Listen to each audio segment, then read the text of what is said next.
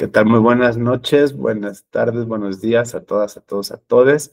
Mi nombre es Omar Romero y el día de hoy vamos a iniciar con la quinta sesión, esta quinta ya sesión de este proyecto Habilidades Filosóficas 2. Digo 2 porque sí es realmente la segunda entrega. La primera fue el año pasado y estuvo consagrada a hermenéutica, autores Manuel Atienza, Miguel Carbonell, Luigi Ferrajoli, entre otros, ¿no? En ese sentido, este año la tradición continúa. Habilidades Filosóficas 2, La Venganza, este año con análisis crítico del discurso, y esta quinta sesión con Juan Antonio Cruz Parcero. El año pasado, precisamente con Alexi y con los otros autores, encontramos el problema precisamente. Andrés, buenas noches. Mónica, buenas noches.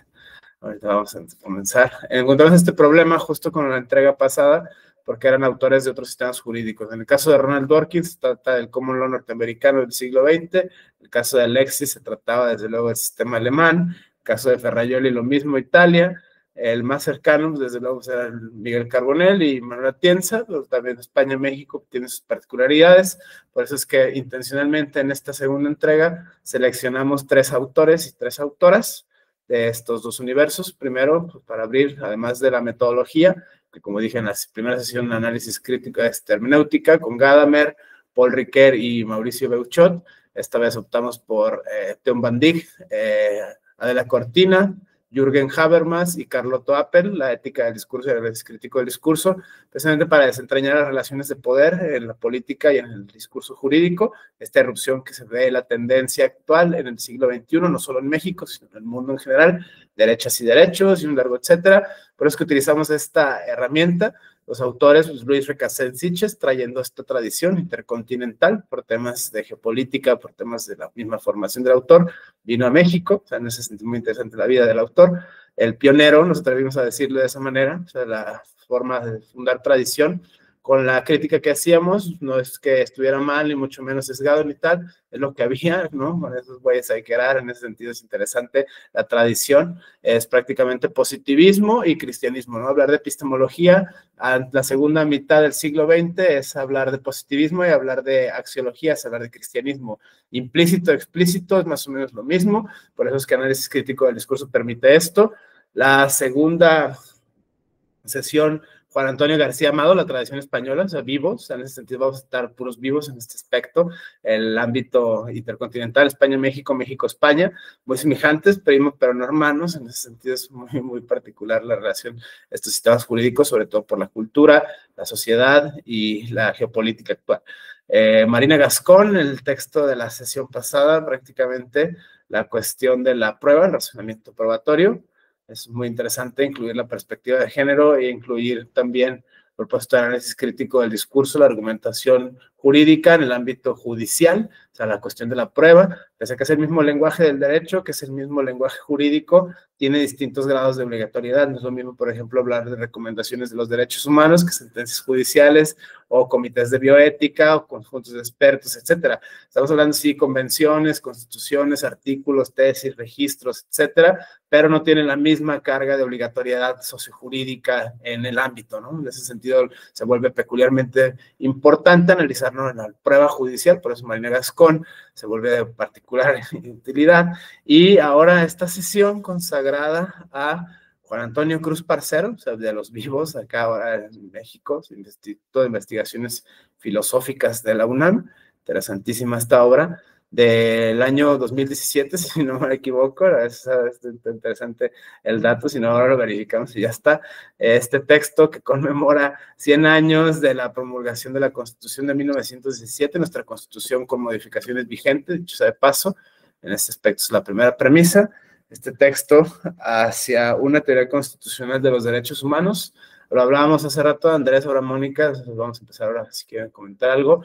Yo con esta doy la apertura. Prácticamente tiene que ver con ese texto en general. Es importante desde mi punto de vista por los tiempos que corren, las reformas a la ley de amparo, el interés legítimo, y la figura que en su momento, desde un punto de vista histórico, estamos hablando de la reforma emblemática de 2011, o sea, en ese aspecto, derechos humanos y la ley de amparo, vienen de la mano esta serie de reformas. Se ve muy interesante cómo es que antes y después, lo hablábamos ahora Andrés, Mónica, yo entré, por ejemplo, al mundo del derecho cuando ya estaba, ¿no? Pero gente de que antes le tocó la transición, el cambio de garantías a derechos. En ese aspecto es muy, muy, muy singular. Este texto es muy esclarecedor desde ese punto de vista, con este frenesí discursivo en México. Texto, insisto, hacia una teoría constitucional de los derechos humanos del doctor Juan Antonio Cruz Parcero, del Instituto de Investigaciones Filosóficas de la UNAM, vivo, tan vivo como ustedes y nosotros, así que prácticamente eso ya es un aproximarnos a hermenéutica del siglo XXI. En ese sentido, Andrés, Mónica, bienvenidos. Vamos a comenzar. No sé si quieren comentar algo de este texto. Peculiarmente es muy singular esta interpretación constitucional de los derechos humanos. Gracias. No sé si Mónica quiere empezar o yo empiezo, como quieran. Dale, Andrés, dale. Ok, perfecto.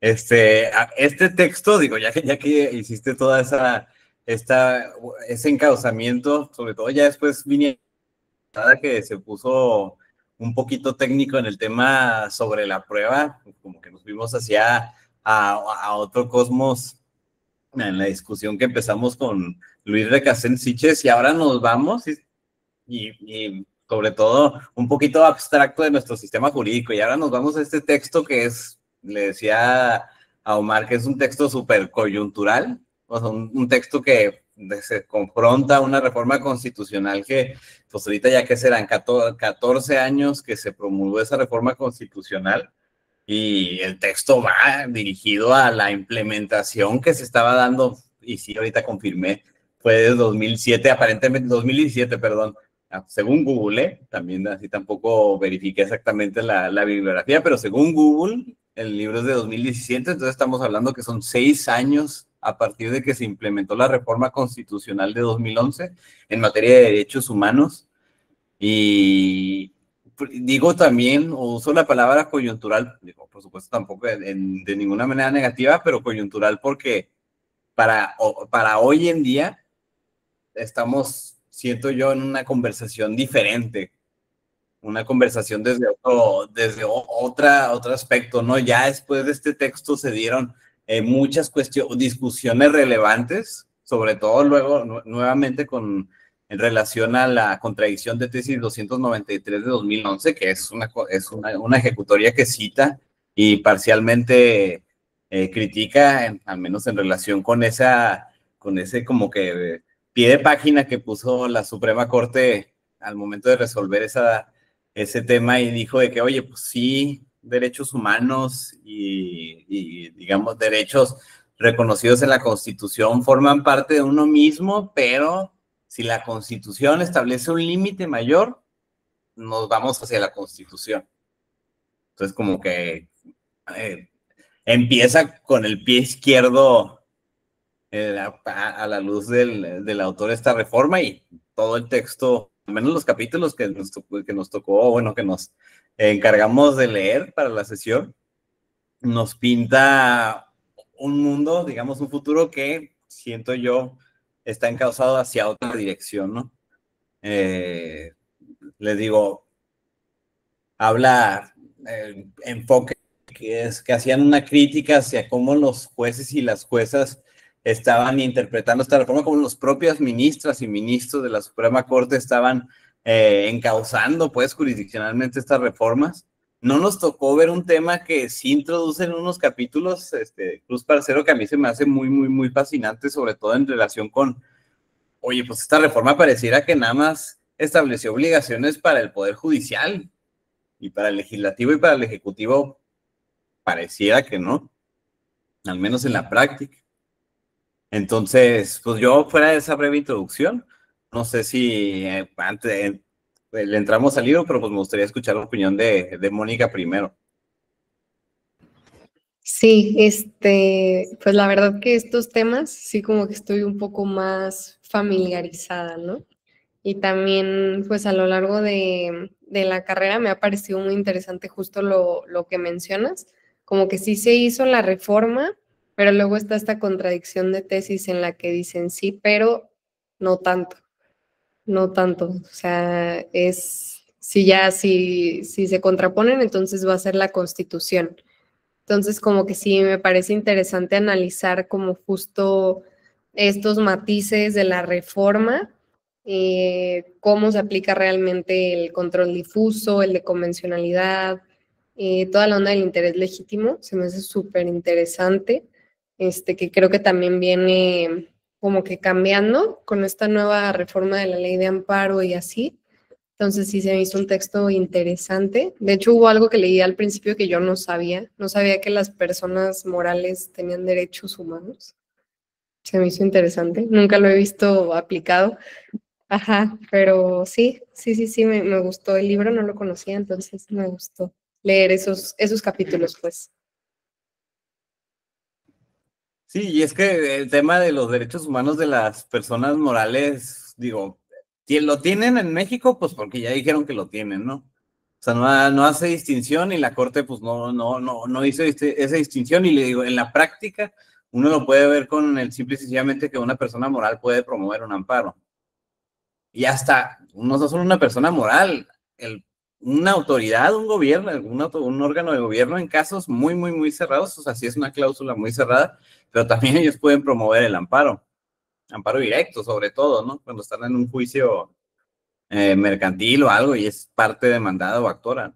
Pero pues sí, al menos en México, a diferencia de pues ya hasta la Corte Internacional y eso, pues que para nada adoptan esa doctrina, pues en México sí.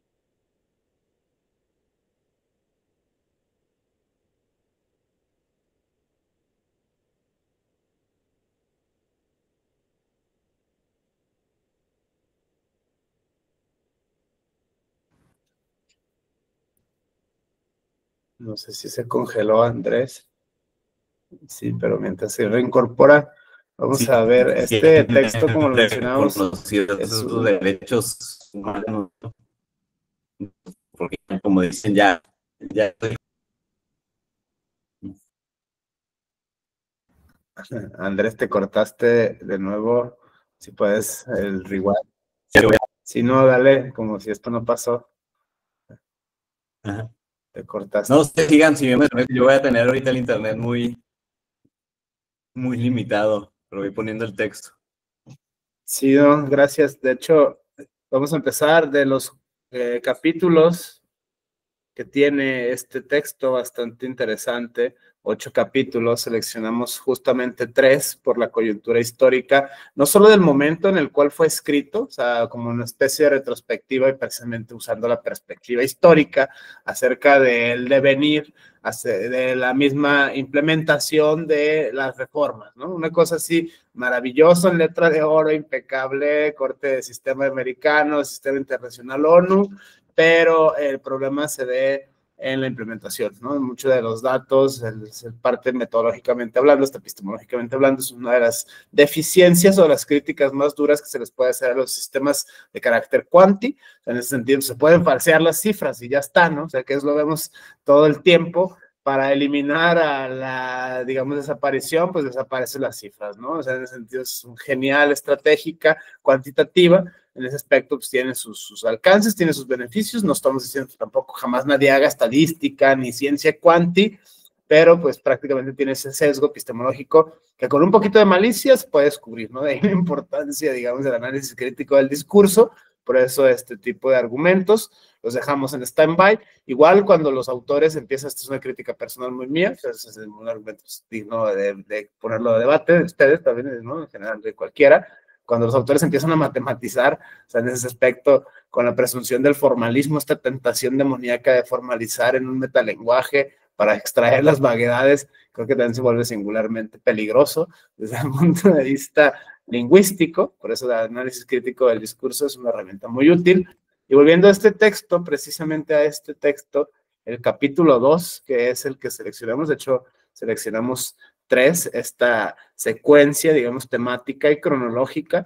El capítulo 2 es una teoría constitucional de los derechos humanos, muy en boga en el presente, no solo por la reforma al artículo, a la ley de amparos en ese aspecto, a lo que va las implementaciones, justo es el problema de la retrospectiva hacia la implementación. O sea, ya está dictaminado, de ahora a ver cómo se está cumpliendo o no, si las instituciones tienen una infraestructura, si hay el etos, digamos, cultural, socioinstitucional para el cumplimiento, y las herramientas tecnológicas y científicas para su propia ejecución. Esto se ve de manifiesto en el diálogo de poderes, o sea, el ejecutivo, el legislativo y el judicial, cómo están acatando, porque dice la reforma misma, ¿no? Todas las autoridades en el ámbito de su competencia están obligadas a, bueno, si están obligadas a, entonces sería bueno echar mano de cómo vamos, ¿no? Es una especie de diagnóstico para su tiempo, este texto de 2017, si no nos traicionan los datos, en ese sentido, a propósito de la ciencia cuanti, es interesantísimo verlo. En retrospectiva estamos en el 2025 de la reforma reciente. El segundo capítulo que seleccionamos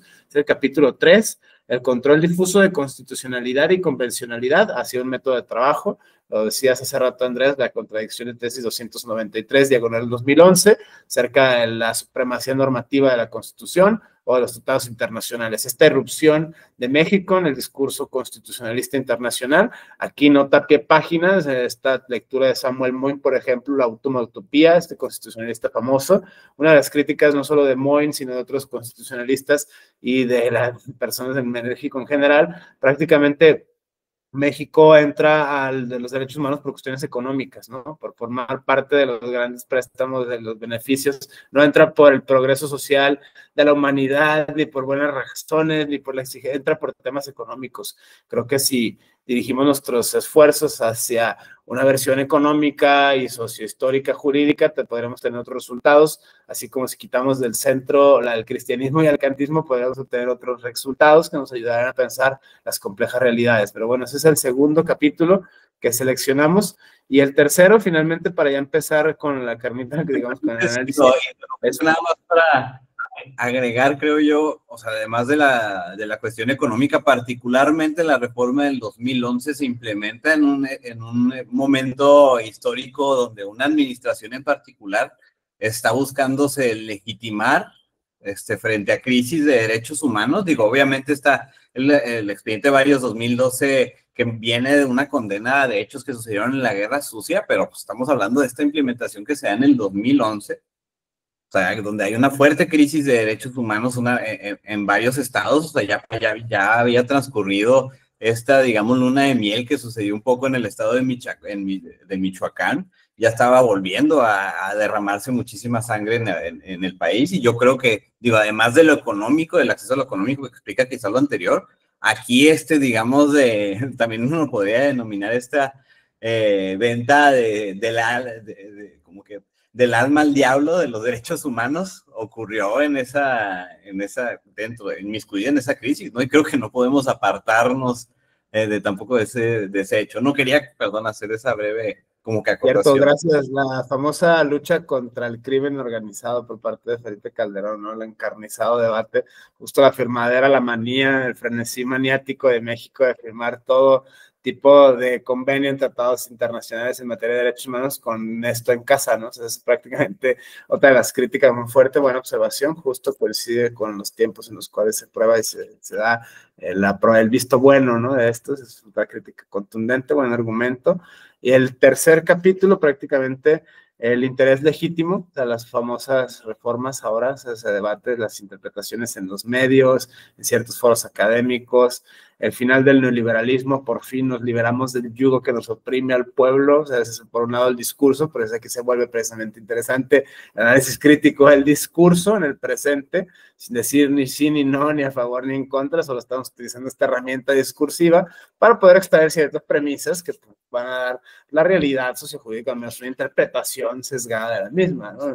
Más no hay nada, es prácticamente este sano uso de la ciencia, ¿no? Es otro derecho humano, hacer uso de los frutos de la ciencia y sus avances, lo estamos haciendo desde luego con estas herramientas discursivas que emanan de autores y de autoras vivos, ¿no? En este sentido, Marina Gascón, Juan Antonio García Amado, Juan Antonio Cruz Parcero y la doctora Pauline Capdevielle. Prácticamente ese es el objetivo de este espacio y vamos a pasar ahora al análisis, dicho esto, al análisis coyuntural de las premisas que se pueden extraer de este texto. Es una especie de conmemoración de los 100 años de la Constitución mexicana, prácticamente hablar de este de derechos humanos, ¿no? Las críticas que desde siempre hay a los derechos humanos, la presunta universalidad, universal para quién y desde dónde, la crítica ahora más reciente, el tema de la retroactividad en materia de derechos humanos, los mismos atributos que presumiblemente estos tienen consagrados en el análisis del primero constitucional. Este texto, estilísticamente hablando, a mí me hace impresión, ya para darles como que la parte de impresiones,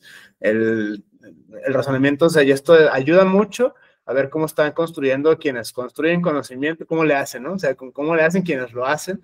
Creo que me parece a mí como muy pedagógico ver cómo se reconstruyen los argumentos, sobre todo de personas vivas, ¿no? O sea, como en las mismas comunidades epistemológicas en las que estamos en el presente, copiar el estilo, ¿no? En ese sentido, aprender de los mejores, o sea, citando desde luego, claro está, por la ética discursiva. Pero bueno, esta forma de construir, poner a dialogar autores, esta parte me hizo interesante. La interpretación, por un lado, del texto constitucional y en cierta medida convencional, o sea, el tema de introducir las sentencias, otro discursivo elemento que viene del derecho, y poner a dialogar autores filósofos contemporáneos, ¿no? Esta mezcla como las herramientas del texto del estilo de Juan Antonio Cruz Parcero, no sé qué les pareció, poner en términos inductivos, por eso dialogar a 3 autores sobre un problema, un apartado, pones a dialogar a otros 3 autores sobre otro problema, otro apartado, y así progresivamente puedes obtener un libro, como el que nos presenta aquí ahora el doctor Juan Antonio Cruz Parcero. Muy interesante el texto. No sé, Andrés, Mónica, qué impresión les dio de forma y de fondo, ¿no? En este sentido se vale porque precisamente estamos utilizando análisis crítico del discurso, así como existe la hermenéutica utens y docens, es de como doctrina y como utensilio. Aquí ya pasamos de la doctrina al utensilio, entonces ahora se valen las dos, ¿no? En ese sentido es interesante escuchar su lectura.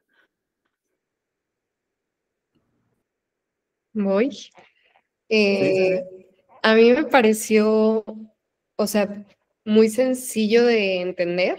O sea, me pareció que justo este análisis que hace como que de diversos autores, que después baja como a, no sé, su interpretación, la manera de explicarlo y de entenderlo, se me hizo muy sencillo y eso me gustó. O sea, como que no se enredó mucho en tecnicismos tal vez innecesarios, por ponerlo de algún modo, y al mismo tiempo abordó temáticas muy importantes. Entonces sí, a mí me gusta esto que hace como de tomar distintos autores y ya después bajarlos a su interpretación de algún modo.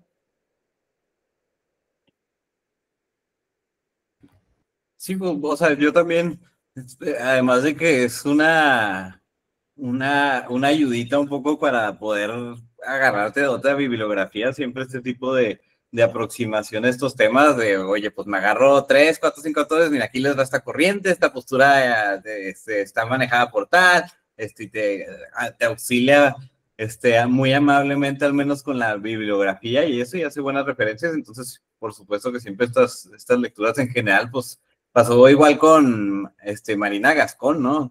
Digo, un libro tan denso, pero pues también se aseguraba mucho a cubrir todas las posturas posibles para al menos desarrollar el problema y ya pues optar al menos por un camino, ¿no? Que es así la idea que siempre va en camino o siempre va a ser la justificación de estos textos, ¿no? O sea, él está, yo entiendo, está agarrando la postura que tuvo el Poder Judicial de la Federación, particularmente la Suprema Corte, en torno a esta reforma constitucional de 2011, y está buscando una manera de encauzarla, no por capricho.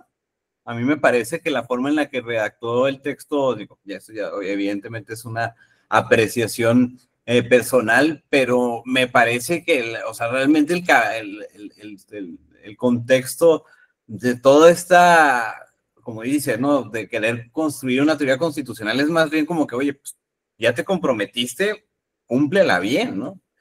No tanto quizás una postura ideológica necesariamente, pero oye, tú escogiste, porque digamos, otros autores implementan o manejaban un conflicto anterior al momento de la reforma, ¿no? Este tema de positivistas, de moralistas, de pospositivistas, etcétera, es una conversación anterior a implementar ahora sí en tu sistema jurídico un artículo como lo fue el artículo primero. El artículo primero, como quedó posterior a la reforma constitucional de 2011, positiviza, constitucionaliza un sistema normativo de derechos humanos, digamos, más en torno a las teorías alexianas. O sea, el tema de manejar derechos humanos como principios y digamos, el esquema valorativo que supone el implementar ese sistema, ¿no? Y la adopción necesariamente de criterios, como dijimos, axiológicos. Oye, porque si te vas a poner a agarrar, si todo lo que está implementado en un sistema son una serie de principios, pero bueno, si ves alguna duda sobre cómo interpretar, pues escoge el principio que tú consideres más importante para el caso concreto. O sea, el mismo Cruz Parcero agarra el principio por persona y dice, pues sí, muy bonito se escucha este principio, pero al fin y al cabo lo que te pide escoger es que veles por el principio que más beneficia a una de las partes.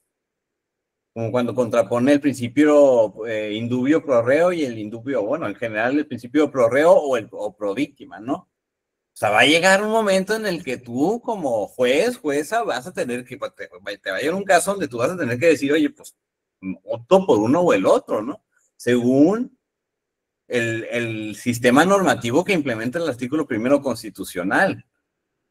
Digo, y sin tampoco abundar demasiado, aquí pongo la parte del texto donde nos hace el favor un poquito de al menos enfocar la problemática que implica digamos, este cambio constitucional, desde el cambio conceptual, aquí es un cambio conceptual que uno establecer, las personas pues dicen gozarán, ¿no? Pero a mí me gustaría yo explicitar que más bien lo que dicen es, se reconoce, ¿no? O sea, también este tema de reconocimiento de derechos humanos en lugar, pues porque obviamente la propia doctrina de derechos humanos implica un reconocimiento y no un establecimiento de garantías como antes manejaba la Constitución. Entonces, desde ahí la Constitución adopta una postura o se inclina por una postura, por ejemplo, antipositivista, ¿no? Digamos, prima facie, ¿no? A primera vista. A ver, Mónica, adelante, adelante. Sí, con esto que mencionas, de hecho, cuando vimos el libro de García Amado, algo mencionaste de que había en YouTube como que los debates de la Atienza. Y los vi en la semana, bueno, vi uno, y me pareció súper interesante porque creo que era algo que tal vez como que no me había cuestionado aún. O sea, porque para mí era como que, sí, o sea, vamos a hacer la ponderación de principios y súper lindo y el mundo del yuppie, pero, o sea, sí, me acuerdo mucho de un ejemplo que ellos ponían como de, bueno, que ponía García Amado de la tortura. O sea, que cómo sería, o sea, que cómo es posible que pudieras como, ay, se me fue la palabra, como, bueno, sí, que alguien no tuviera consecuencias legales de X tipo por torturar a alguien porque tenía de que un fin mayor o lo que sea. Y pues Atienza argumentaba de que lo contrario y así. Entonces esto sí me parece muy interesante también como que reconocer cierta irracionalidad en los jueces a la hora también de aplicar el principio pro persona y me trae como que a pensar mucho también en cómo podría, pues no sé, medirse, como decíamos también, y eso se me hizo muy valioso también del texto, que ofrecía como una manera de, o sea, que se preguntaba a sí mismo de que cómo debería de ser este control de constitucionalidad y este control de convencionalidad y así, entonces sí, me pareció bastante interesante esa parte que mencionas también. Súper, justo, Omar, adelante, adelante.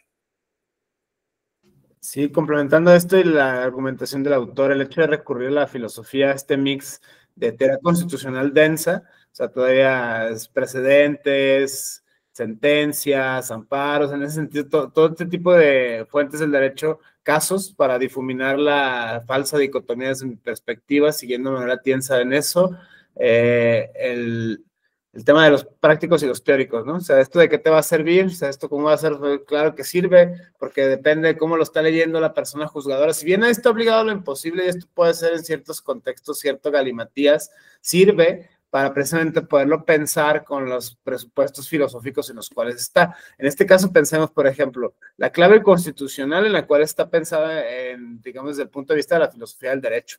O sea, no es lo mismo pensar, digamos, desde un garantismo a lo Luigi Ferrajoli, tendría otras implicaciones jurídicas, sociales, axiológicas, precisamente con el tema de lo que están hablando ahora Mónica Andrés, ¿no? La axiología, estas diferencias de opinión entre autores creo que van emparejadas de esa dirección. Por ejemplo, otro sendero, otros resultados tendría pensar lo que sé yo con autores o con autoras del nuevo constitucionalismo latinoamericano, ¿no? A pensarlo desde el sur. O sea, en ese aspecto sería muy interesante, tendríamos otros distintos resultados, desde que estamos pensando en los mismos fenómenos sociales, desde que estamos pensando en los mismos textos constitucionales y o convencionales, códigos o lo que sea, cualquier fuente de derecho, o, por ejemplo, desde hace rato, a la teoría de Lexi y compañía, o sea, en este sentido pospositivista, positivista, neopositivista, y todos los prefijos o sufijos que se puedan añadir a las teorías que descansan. En este caso, pienso, por ejemplo, en el neoconstitucionalismo, ¿no? Ponderar el derecho dúctil, Susana Pozzolo, Ferrajoli, Comanducci, Carbonell, o sea, en ese sentido, toda esta especie, incluso a propósito de los debates entre García Amado, Atienza y Carbonell está en ese, ¿no? O sea, ¿qué es esa cosa rara del neoconstitucionalismo? Eso no existe, ¿no? Ya lo decíamos de broma, y no, o sea, en cierta medida, la forma más sencilla y más sensata de acuñar un concepto nuevo, comillas nuevo, novedoso, es poner en cursivas uno que ya existe, juntarlo con un guión, ¿no? El neo algo, o sea, o algo así, o sea, prácticamente esto si algo nos enseñó Martin Heidegger y la filosofía analítica, es la maleabilidad del lenguaje para poder construir nuevos conceptos, pero el punto al que quiero concretar, y esto que estaban platicando entre las diferencias de opinión entre los autores, creo que deriva de esta misma premisa, que siempre depende en el maravilloso mundo del derecho, en este caso depende de la teoría constitucional de la cual se esté leyendo, la repercusión de la norma jurídica. O sea, por ejemplo, si la persona juzgadora lo está leyendo en un enfoque garantista, va a tener otros resultados, ¿no? Lo mismo hablábamos de la discrecionalidad de las personas juzgadoras, del juez, en el sentido de la jueza, acerca de sus propias cargas axiológicas, de su propio sesgo de género, clase, etnia y un largo etcétera, ¿no? En ese aspecto, otra vez, análisis crítico del discurso y no hermenéutica y no subsunción nos permite obtener este tipo de premisas que sirven, digamos, para el análisis constitucional de los tiempos que corren. No sé si quieren añadir algo, si seguimos con el texto. Mónica Andrés, está interesantísimo esta premisa. A mí lo que me gustaría mucho encaminar sobre este tipo de implementaciones de reformas es, digamos, es el tema, digo, el doctor García Amado usa el ejemplo de la tortura como un ejemplo, digamos, al absurdo, ¿no? Ya ahorita siendo tan novedoso ese tipo de argumentos. Pero, o sea, mucha de la narrativa que se ha seguido en los últimos años en torno a ciertas resoluciones de la Suprema Corte, digamos, y es como que el subtexto de muchas de estas críticas a estos pospositivismos, neoconstitucionalismos, posnorteños, possureños, poslatinoamericanos, o sea, ya en lugar de usar pos como después se usa pos en lugar de pues, ¿no? O sea,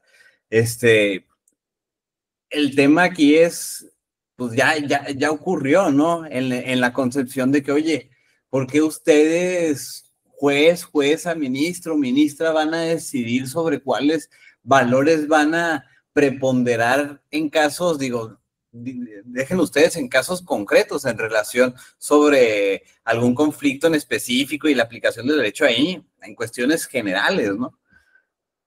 O sea, ¿por qué un grupito? Y todavía subsiste ese problema, ¿no? Nomás que ya esas personas tienen otro tipo de legitimación. Pero, o sea, cambias la legitimación, pero subsiste el mismo problema que, digamos, agarrando esa premisa a partir del análisis crítico del discurso, es por qué un cierto grupo de personas, sea, como hayan llegado a ese lugar, van a tener la posibilidad de al fin y al cabo darle preponderancia a un cierto valor y muchas veces en contra de lo que establece la propia ley o la propia constitución, ¿no? Porque no olvidemos que la constitución también todavía sigue reconociendo este tema o este concepto de supremacía constitucional. Y esta discusión que todavía se hace más evidente con este cambio constitucional de 2011, esta dicotomía entre soberanía o regionalización, sigue fuerte o sigue palpitante en nuestra discusión jurídica. Habrá que ver, por ejemplo, la nueva integración de la Suprema Corte, hacia dónde se encausa esta interpretación constitucional. Ya varios ministros y ministros ya han dicho que, o han establecido una postura de una interpretación muy rígida de la Constitución, por ejemplo. O sea, una idea que, por ejemplo, el propio Cruz Parcero, cuando habla de cómo las cláusulas de interpretación restrictiva van en contra al menos del cambio conceptual que implicaba este artículo primero constitucional y la implementación del principio pro persona, que es una herramienta hermenéutica que le otorgan el juzgador a la persona juzgadora. En un mundo ideal, ¿para qué? Para que él o ella en su mundo, en su visión de un mundo más justo, sepa escoger cuál es el valor que debe preponderar en un mundo ideal. En otro mundo ideal va a ser la herramienta para poder decir, oye, pues no me gusta lo que la norma positiva, la respuesta que me da la norma positiva, pues yo quiero crear una, y nada más lo único que voy a hacer es argumentar bien bonito para parecer que estoy haciendo, por ejemplo, algún control difuso de constitucionalidad. Son como que las problemáticas que trae, y obviamente es una problemática que con esta teoría constitucional de derechos humanos busca intentar evitar, ¿no? Al menos así, esa es mi visión. No sé si tiene algún comentario, o tú tienes, por ejemplo, algún texto ahora sí para poder leer tantito. Y no, estaba viendo este pasaje. Yo tengo una página 45, pero no sé qué página es esta, pero este momento es bueno. El 45. Es el objetivo del texto, justo para ahondar, es el último parágrafo después de lo que acabas de decir, control difuso, O sea, este argumento, ajá, tal cual, ese párrafo, si quieres, déjalo, leo un poquito más, puede ser un poquito zoom, un poquito más. Está interesante, ahí está. Aquí está justo lo que comentaba.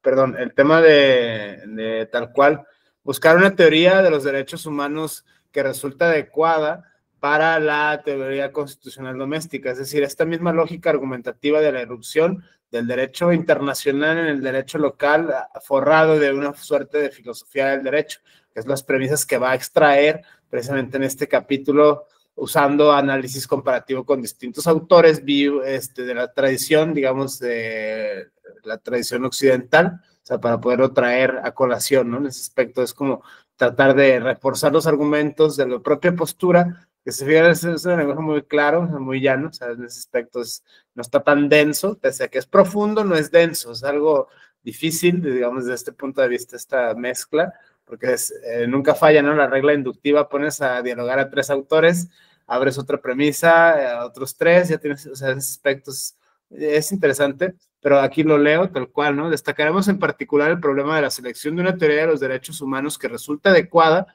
y luego me referiré a algunos problemas generales que una teoría constitucional doméstica tendría que abordar proponiendo algunas pautas específicas. Si bien estamos pensando en una teoría constitucional para México, consideramos que la situación de otros países es semejante. Fin de la cita. Aquí este mismo problema lo veíamos en otros foros, no sé, Andrés, Mónica, ya hemos platicado también nosotros de este tema. La tropicalización, por ejemplo, no sé, la teoría de la justicia de John Rawls, ¿no? O sea, no son en los mismos contextos, no son en los mismos problemas, de las mismas cronologías. Aquí sí se vuelve, digamos, interesante el mix de hermenéutica con análisis crítico del discurso. La hermenéutica, pues bueno, para saber de entrada que estás leyendo traducciones, que estás leyendo ediciones, nos pasaba con Marina Gascón, tal cual el error, ¿no? Desde la edición del 2010, del 95 el texto, grandes éxitos como la hermenéutica sí importa, contiene prácticamente es esta premisa a rescatar, los sesgos, que los cuales, pues, si la tradición, o sea, no es lo mismo, por ejemplo, esto se ve en las formaciones distintas, ciertos maestros, ciertas personas forjadas en el marxismo, ciertas personas forjadas en el cristianismo, ciertas personas forjadas en el utilitarismo.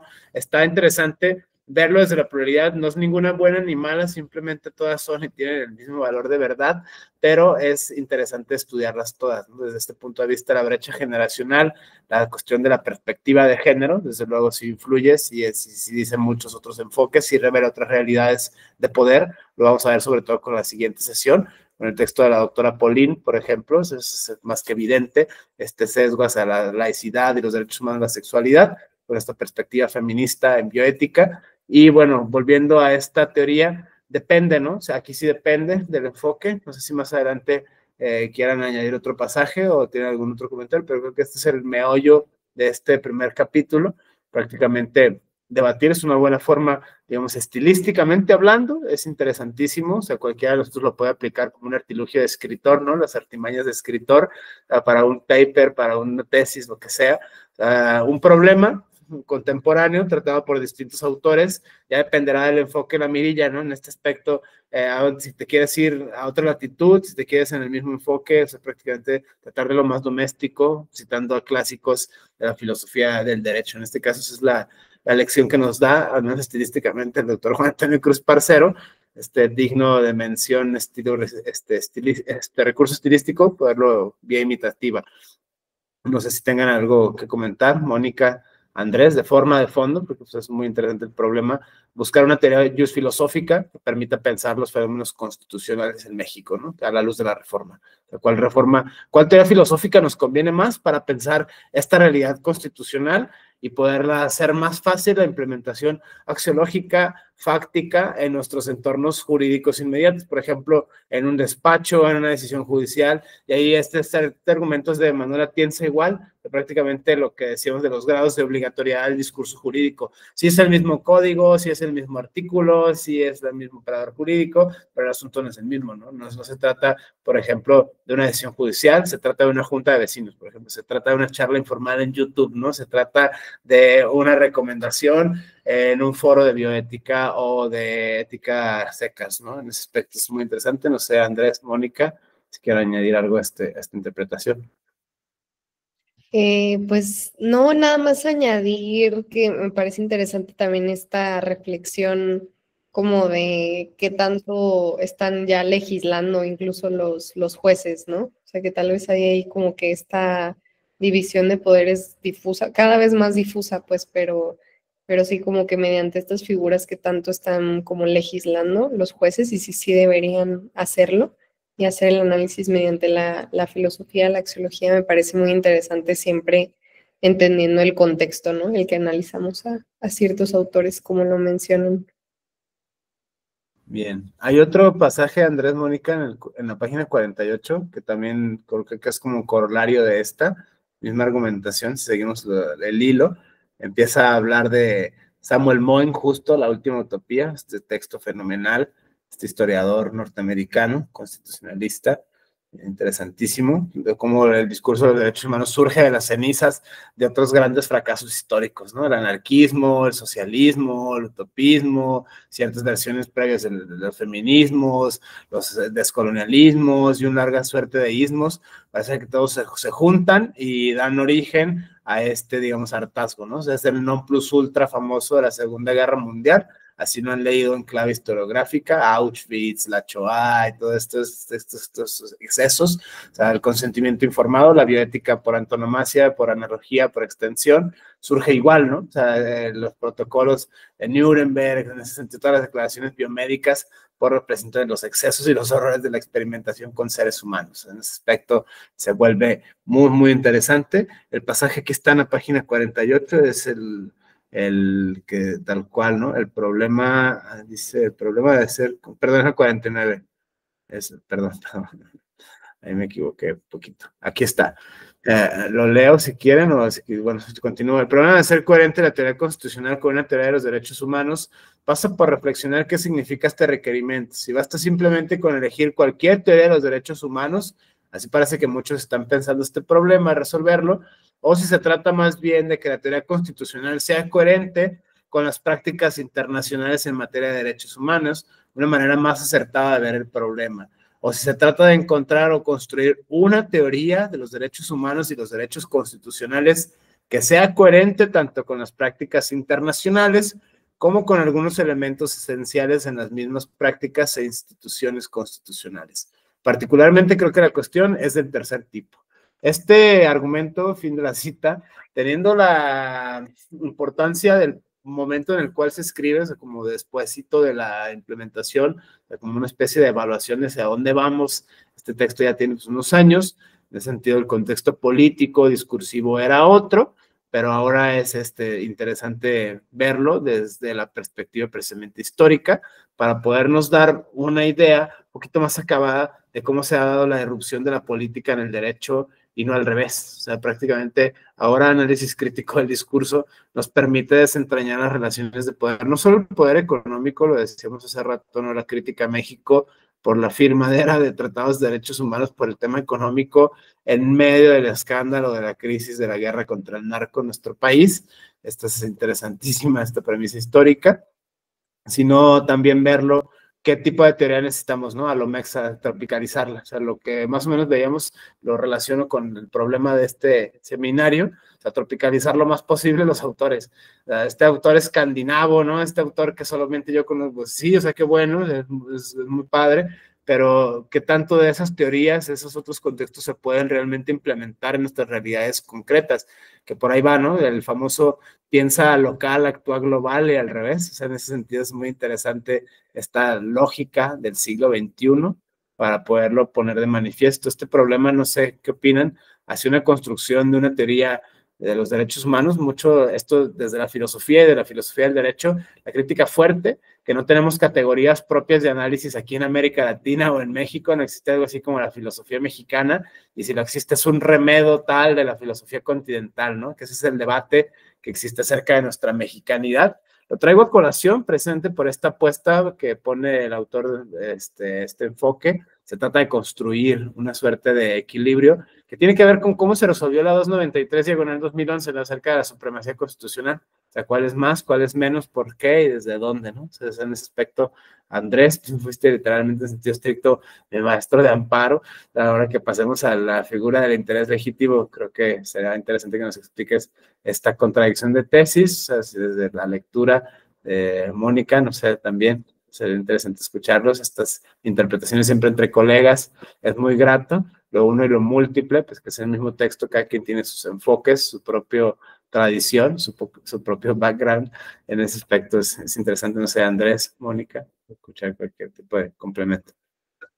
Yo, o sea, yo, por ejemplo, no podemos, digamos, hablamos un problema, yo creo, a veces muy acentuado en las discusiones jurídicas, es la abstracción de los casos, digo, tal vez alguien podría decir lo contrario, pero del contexto en los que se dieron, ¿no? O sea, no podemos tampoco evitar hablar, o sea, por ejemplo, muchas de las críticas que se van a ver y que estamos viendo actualmente sobre ciertos criterios que está tomando la actual integración de la Suprema Corte, también podemos verla en término pasado, sobre todo en el contexto de la contradicción de tesis 293-2011. O sea, fue un tema de que voy a lanzar la teoría, la reforma constitucional de 2011, pero me voy a hacer un poquito para atrás,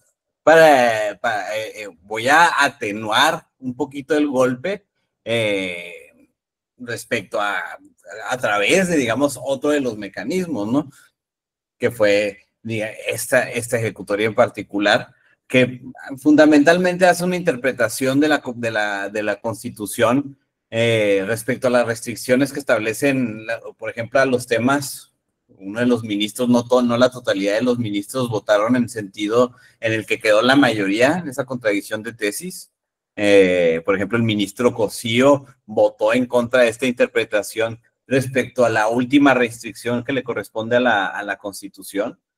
Él únicamente decía que cualquier restricción que preponderaba sobre la Constitución, hablaba, por ejemplo, en el tema de la suspensión de derechos que contempla la Constitución, y obviamente en los casos muy excepcionales que contempla la Constitución para ello, pero fuera de ahí, la adopción que implicaba el artículo primero implicaba, pues, el parámetro de regularidad. ¿Cómo puedes hablar de un parámetro de regularidad constitucional que incluye en una misma jerarquía todos esos mismos derechos y a su vez afirmar que así en el momento más decisivo, en la última restricción, la última palabra de la Constitución?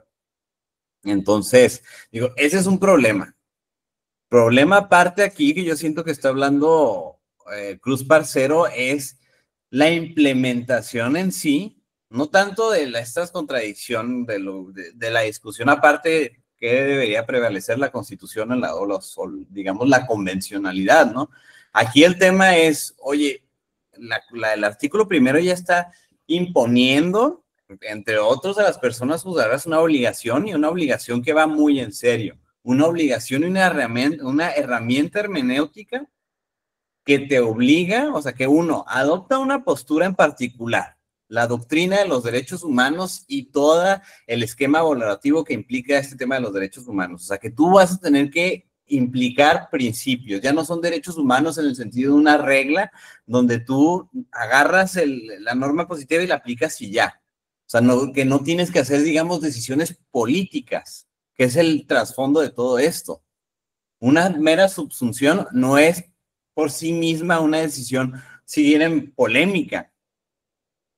Las decisiones polémicas que obliga el artículo primero constitucional, evidentemente también va a obligar a las personas juzgadoras a tomar una postura política al momento de hacer sus resoluciones. O sea, aquí está diciendo, precisamente es lo que dice, es la problemática que nos esgrime Cruz Parcero con esta primera afirmación. O sea, si vas a adoptar una teoría de los derechos humanos porque tienes que hacerlo, pues así lo tienen que reflejar tus decisiones.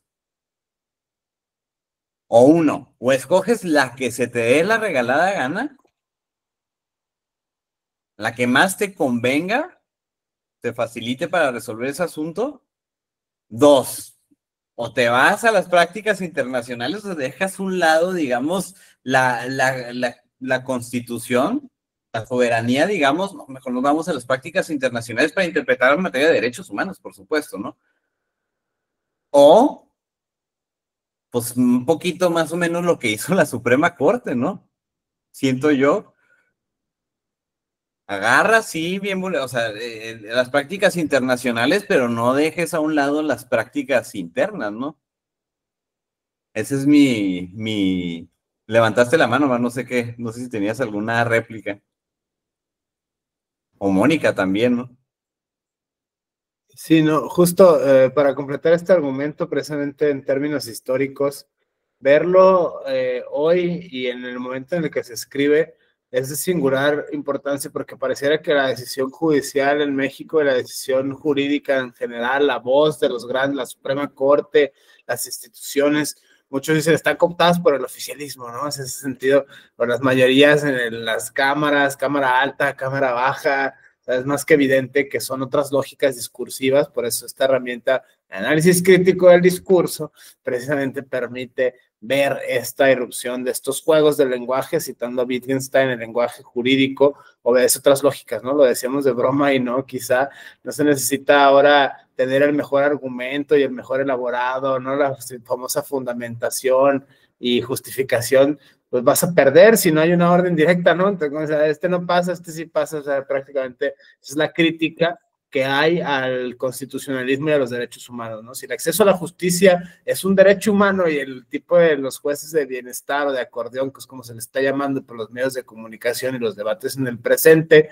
está así y no de otra forma, es así la realidad y no de otra manera. Aquí no hay imperativos categóricos, ni teorías de la justicia, ni constitución, o sea, aquí es esto y no otra cosa, ¿sabes? Y es lo que hay, aquí es pragmatismo total puro, o sea, en ese sentido hay que ser realistas, creo que sí está chido, pues, está a mano de las teorías filosóficas y tal, pero pues esta realidad se dice y no pasa nada, ¿no? En ese sentido es hay no otra forma, por lo tanto creo que otras éticas discursivas, por eso Adela Cortina, por eso Habermas, por eso Otto Appel, se vuelven interesantes, ¿no? No porque vamos a copiar tal cual la realidad de Alemania o la realidad de esto, no, o sea, prácticamente esta flexibilidad discursiva, pensar situaciones humanas, muy humanas, ¿no? Citando a Nietzsche desde este punto de vista de una antropología jurídica y los juegos de poder que se dan, o sea, desde sufrir mobbing en oficina, por ejemplo, hasta, no sé, aplicar o no en la decisión judicial estos temas de derechos humanos con compliance o no, ¿no? En las empresas, en las escuelas, las políticas públicas,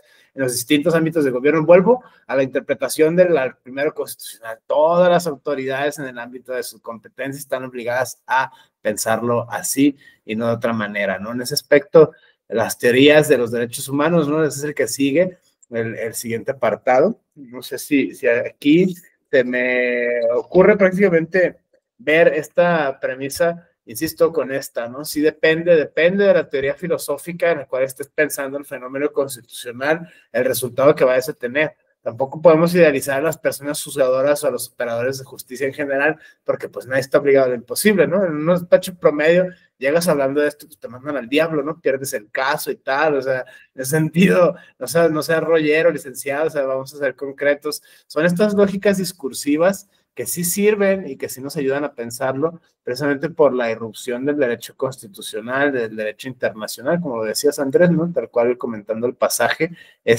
o se asume la versión nacional, que es el tema de la soberanía, que es otra vez el tema de la irrupción de la filosofía política, el tema de la filosofía del lenguaje y el tema de la filosofía del derecho. Siempre van de la mano, están como los tres cargados de ciertas axiologías. Hoy es más que evidente, ¿no? Verlo al menos en nuestro contexto mexicano.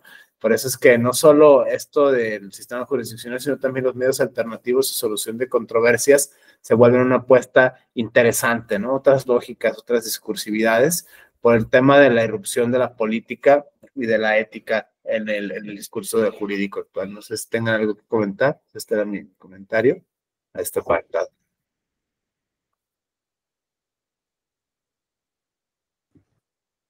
No sé, Mónica, si tienes algún comentario. No, pues de momento no. Estoy como escuchando y sí, estoy súper de acuerdo el tema de cómo se percibe esto, ¿no? En el derecho procesal común. Y es que muchas veces sí, también creo que el hecho de que esté tan cargado de tantos formalismos hace muy difícil implementar como que pues este tipo de teorías y todo. Entonces, pues sí, de nuevo esta ponderación me resulta interesante con lo que estamos hablando. Claro, claro. Yo, por ejemplo, yo tal vez jugando un poquito al abogado del diablo respecto a eso, porque yo leo el texto del Cruz, del doctor Cruz Parcero, y yo siempre, por ejemplo, a mí que me toca dar parte de mi clase de la ley de amparo, incluye platicar un poco sobre la reforma constitucional de derechos humanos de 2011, y yo siempre que lo leo y leo textos desglosando las implicaciones de esta reforma solamente en torno, porque ni siquiera lo reitero, ¿no? Todavía no hay una discusión frontal y no sé si algún día la habrá sobre las implicaciones que hay hacia las autoridades administrativas. Pues, por ejemplo, se habla mucho del actuar de la policía en torno al respeto de derechos humanos y pues no se rían, ¿no? Digo, ya ahí lo voy a dejar y no se rían, ¿no? Entonces, y tampoco hablamos, por ejemplo, de las personas legisladoras, sino con respeto, digamos, con todo respeto a las personas que están en la corporación policíaca y que pues sí hacen su trabajo bien, pero digamos, en un sentido general, al menos la visión sobre el acatamiento de ciertas autoridades a los derechos humanos, digo, si quieren ahí lo dejamos, ¿no? Pero hablamos exclusivamente de personas juzgadoras y todas las obligaciones que implica este cambio de 3 párrafos en una constitución de páginas y páginas de artículos y 3 párrafos cambian totalmente el paradigma respecto a cómo va a resolver una persona juzgadora y te pones a pensar y dices, ay, cañón, pues ¿y a quién vamos a poner a hacer todo eso, no? Digamos, si de por sí esta visión tradicionalista kelseniana, ¿no? Como lo tilda mucho Cruz Parcero, es una visión compleja. El simple hecho de conocer las leyes implica pues vamos a dejarlo ahí, una práctica constante, conocimiento constante de las reformas que hay todos los días, porque pues México no siempre, o siempre ha sido un país que implementa cada rato, tiene algún problema, alguna crisis, pues vamos a reformar una nueva ley, vamos a cambiar esta estructura, la fiscalía es autónoma, ahora no es autónoma, ahora otra vez sí es autónoma, ¿no? Etcétera, etcétera, ¿no? Entonces, conocer propiamente las leyes y estar al tanto de las leyes que están ahorita vigentes y estar al tanto de las leyes que estaban vigentes sobre determinado caso. ¿Por qué? Porque presentaron los hechos estaban en ese tiempo, entonces también me tengo que aprender el Código Penal de 1997 porque los hechos ocurrieron en 1997 Y además, como los delitos en torno a los menores ya son imprescriptibles, pues bueno, si en 90 años hay algún tema sobre algunos menores, pues también vas a tener que aprender la ley de cómo estaba en los 90 años. A mí me tocaba mucho cuando estuve un rato en la Comisión Nacional, digo, como anécdota aparte, en la comisión, cuando estuve consultando en la Comisión Nacional de Aguas de Áreas Naturales Protegidas, pues hasta tenía que buscar decretos antes o de los tiempos de Porfirio, donde a veces se creaban parques nacionales, ¿no? Y ver cómo cuáles eran las implicaciones geográficas de ese decreto de parques nacionales, y pues era buscar pues periódicos viejos, ¿no? Que era donde se publicaban esas leyes. Pues imagínense eso.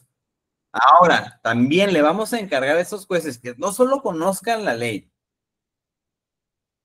no solo conozcan el manejo de un juzgado, ese todavía otro punto de aparte, pero además conozcan las doctrinas de derechos humanos, que también, o sea, a mi parecer también incluye conocer en parte doctrinas en relación a la ética, ¿no? Adoptar o sea, tener una suficiente pensamiento crítico para decir, voy a adoptar y además adoptar la que aparentemente es la más congruente con el sistema jurídico. Y luego después conocer los valores intrínsecos de cada caso, o sea, del contexto en el que va a emitir una sentencia y además del caso en particular en donde va a resolver. Y eso hacerlo cuando tiene 1,500 expedientes al año. Y tiene para elaborar una sentencia 5 días, 10 días. Perdón, Omar, adelante. Justo esta reflexión, Andrés, como operador jurídico, como investigador, Mónica, de estudiantes de Derecho, en ese sentido, se vuelve muy interesante, lo uno y muy múltiple.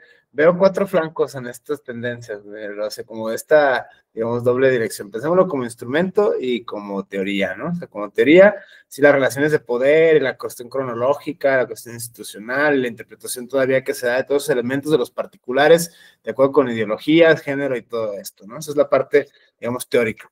La parte práctica tiene que ver con este tipo de filosofía que se vaya a adoptar.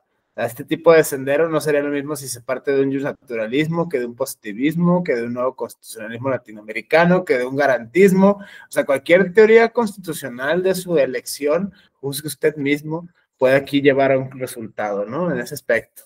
La segunda, prácticamente, si hacemos este mismo ejercicio argumentativo que está proponiendo el doctor Cruz Parcero con el primero constitucional, analicemos, por ejemplo, no sé, otros ordenamientos. Pienso ahora en el artículo 3º del Código Nacional de Procedimientos Civiles y Familiares cerca de los medios alternos de solución de controversia, o el artículo, la fracción segunda del artículo 3º del mismo ordenamiento, ¿no? Ese aspecto es muy interesante ver esta distinción de los grupos vulnerables, o sea, aplicar este tipo de criterios axiológicos normativos hacia otros tipos de ordenamientos jurídicos nos llevaría a interpretaciones interesantes en el presente acerca de ciertos temas.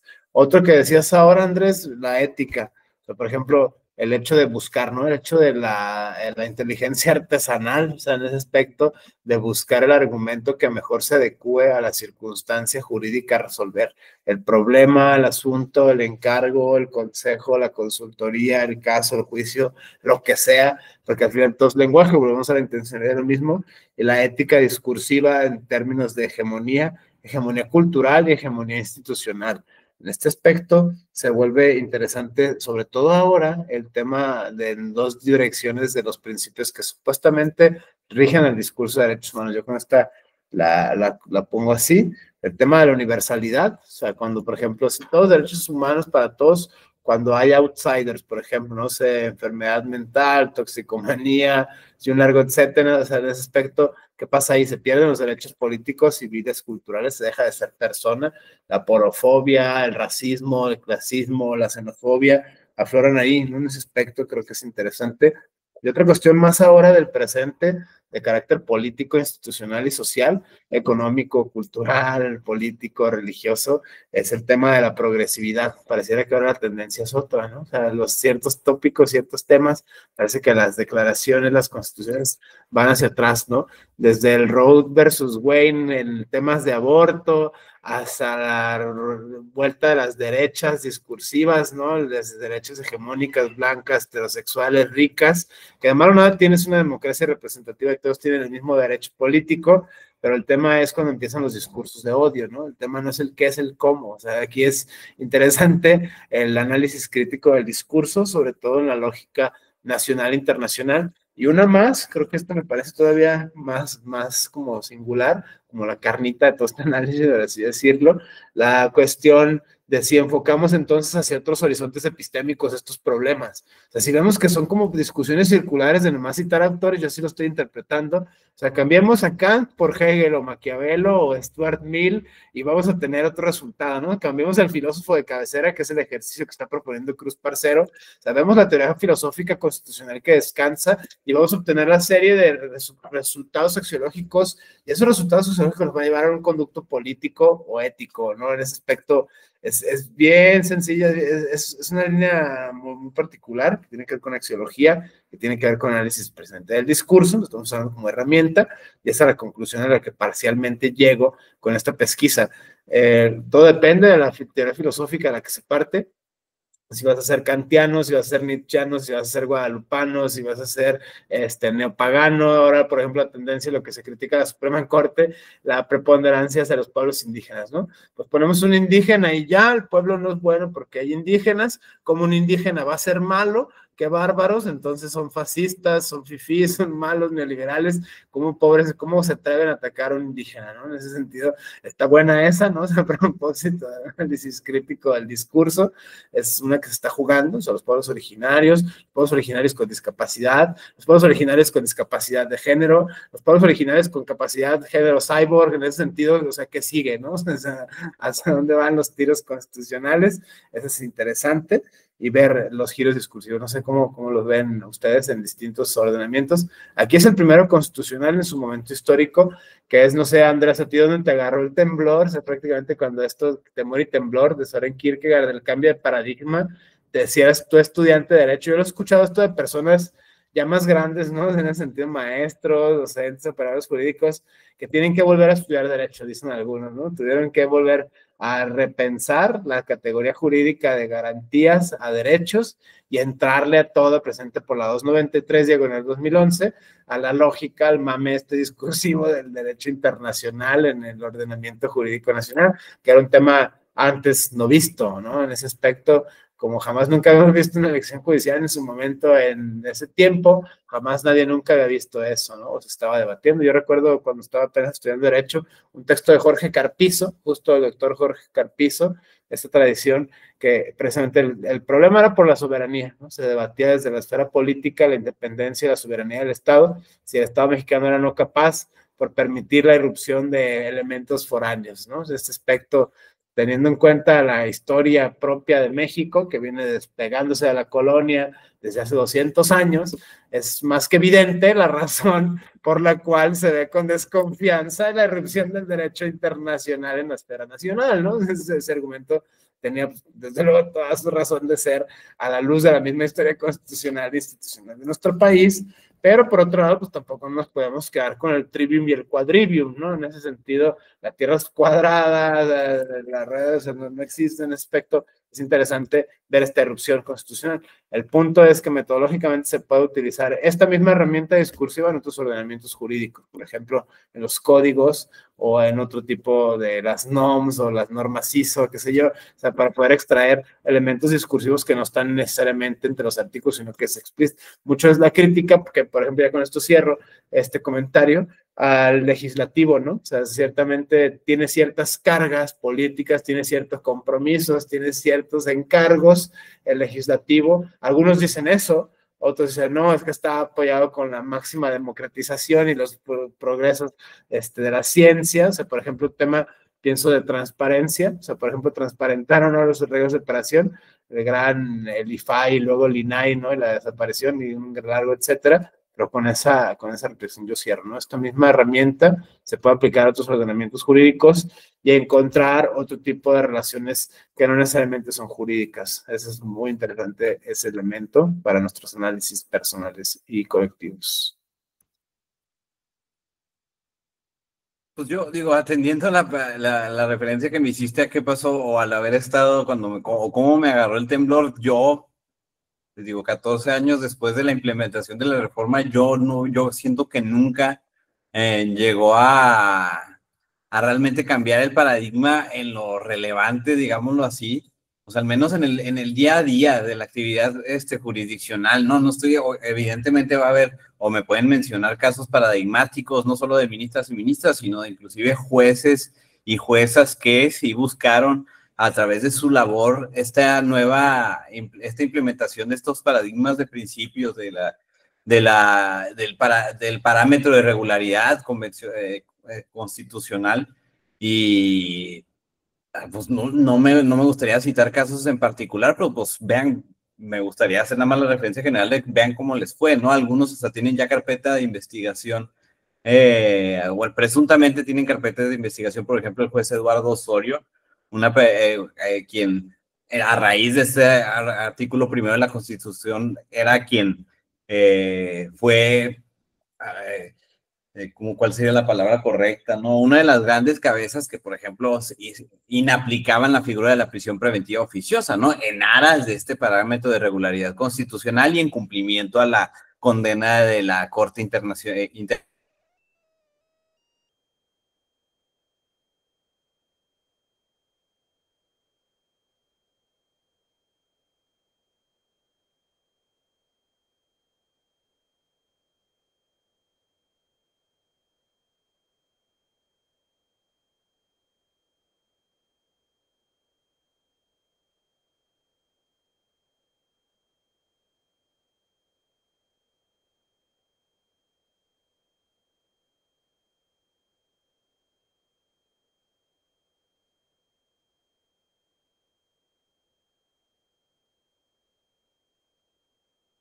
Creo que perdimos a Andrés. No sé si estás ahí, Andrés. Te perdimos. Mónica, no sé si quieres añadir algo a estos comentarios acerca de esta doble dimensión desde tu perspectiva, la utilidad, o sea, como investigadora, como estudiante, como perpetua formación, como todos, claro está, esta como utilidad que puedas darle a esta doble dimensión, ¿no? Con el discurso y como método, desde este punto de vista, no sé, como lo veas desde esta lectura, ¿no? Sí, no sé, o sea, me deja como reflexionando mucho.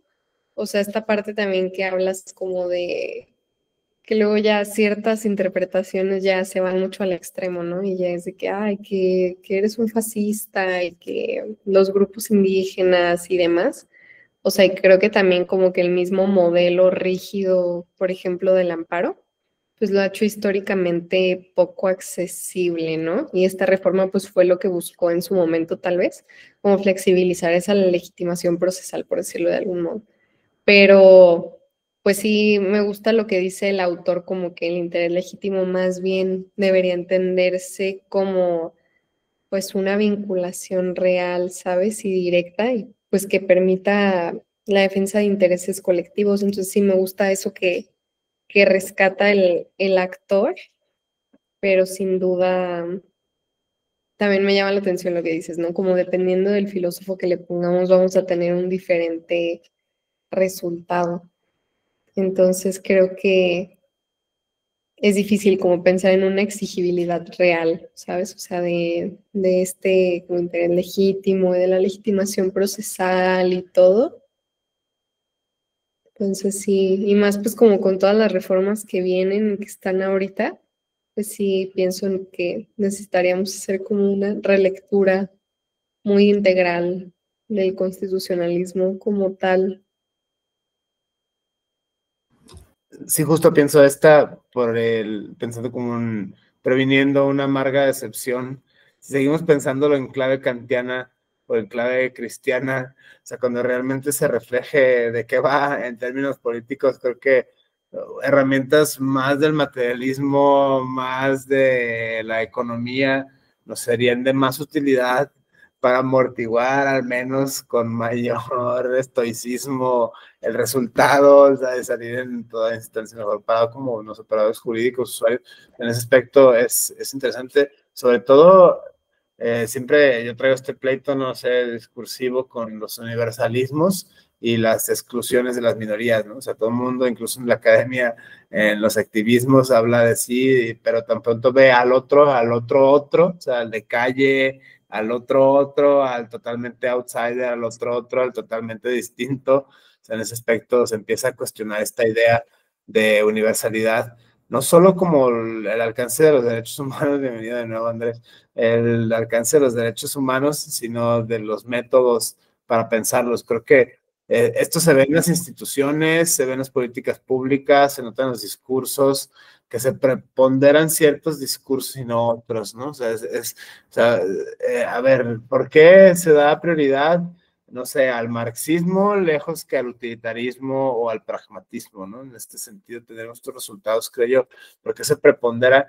qué sé yo, el cristianismo y no el islam, ¿no? O sea, ¿por qué se dio la hora de Radio María y no Radio Shalom Kosher, ¿no? O sea, en ese sentido, desde ella está sesgada una interpretación, incluso la crítica más fuerte, creo yo, es de la misma génesis discursiva de los derechos humanos. Esto es algo que ya, por ejemplo, Samuel Moyn, que el mismo Cruz Parcero cita, refleja en este texto fenomenal de La Última Utopía, acerca de las orígenes, ¿no? Los filósofos que dieron origen a la Declaración Universal estaban pensando en clave neotomista, estaban pensando en clave neocantiana, estaban en la onda de Teilhard de Chardin, por ejemplo, esta onda de los jesuitas progresistas, los padrecitos de la teoría de la liberación. O sea, en ese sentido están pensándose en estas claves que de malo nada tienen, ¿no? O sea, en ese sentido son corrientes válidas, tienen grandes aportes para la historia de la humanidad y las ideas en general. Sin embargo, sí tienen cierta carga axiológica, que es el problema que hemos encontrado, me atrevería a decirlo, en estas habilidades filosóficas 2. O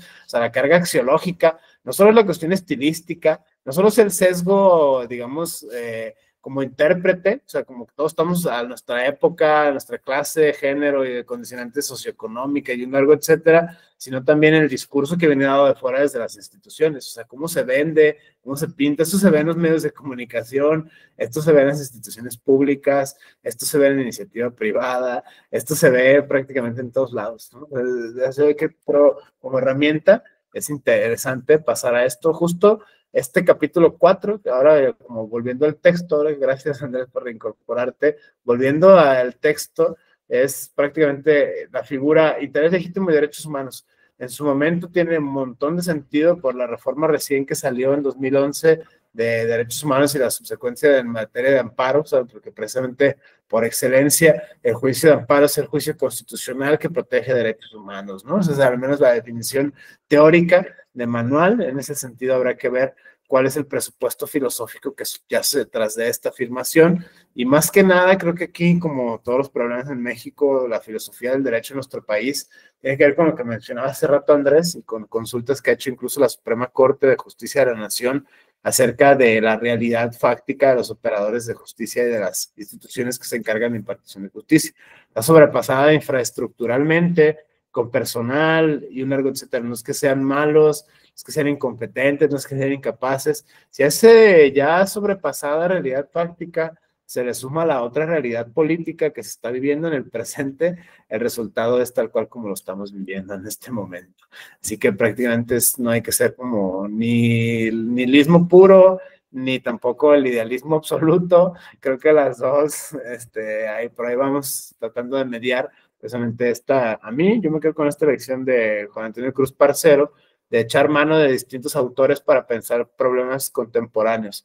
En este caso, el problema contemporáneo que él está enfrentando en ese momento que escribió ese libro era precisamente la implementación reciente de la materia de derechos humanos, ¿no? O sea, en ese sentido, hay quienes, insisto, pues preguntaba de manera un tanto informal, ¿no? ¿Dónde te agarró a ti este cambio de paradigma? O sea, prácticamente yo entré a estudiar Derecho cuando ya estaba esto, ¿no? O sea, es 2022, eso no mucho, En ese aspecto esto ya existía, o sea, era como la neta del planeta, ¿no? Es esto y no el derecho romano lo que hay que estudiar, es esto y no otra cosa, o sea, es prácticamente el paradigma imperante.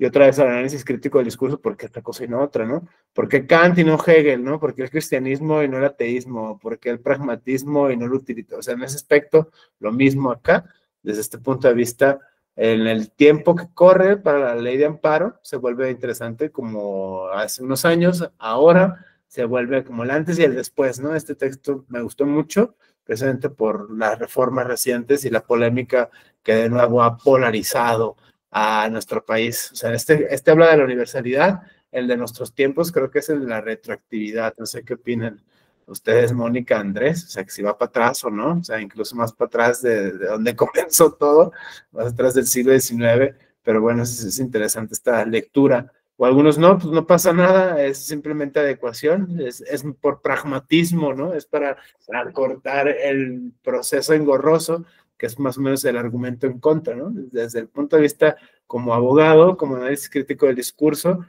siempre escuchar las dos partes, bueno, más que necesario, interesante. Eso, este enfoque, no sé qué tengo que añadir, Andrés, Mónica, a este interés legítimo de derechos humanos. Pues bueno, ay, perdón un poquito el tema de mi internet. Un poquito así para conectar con la idea que estaba diciendo que la reforma constitucional de 2011 nunca terminó de cuajar. Nunca terminó de cuajar en la generalidad, siento yo, de las personas juzgadoras. Y ahorita, pues no sé, viendo las sesiones de la Suprema Corte, justo hoy es lunes, ¿verdad? No me acuerdo si fue la semana pasada, en qué fecha, en qué día de la sesión fue, donde se dio, digo, dejando de lado un tema, ¿no? Una controversia constitucional, donde analizaron particularmente sobre las facultades del INE para interponer una controversia en determinado sentido. Pues se fue más en el sentido de la interpretación que debe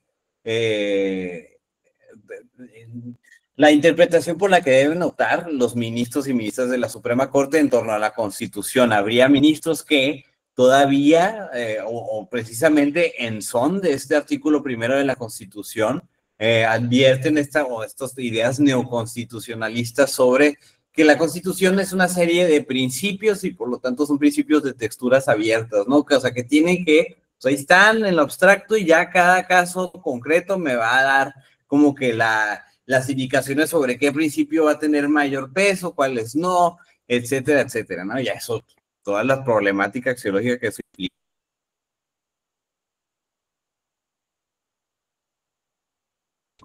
Viendo en el sentido. Pero también un grupo importante de ministras están queriendo adoptar esta idea tradicionalista de, espérate, los ministros y las ministras, para no meternos en facultades que no nos corresponden, como es la legislación positiva, nosotros vamos a tomar la Constitución como una cláusula rígida, a lo cual únicamente, exclusivamente vamos a tomarlo en cuenta como un límite a las actuaciones, por ejemplo, del legislativo.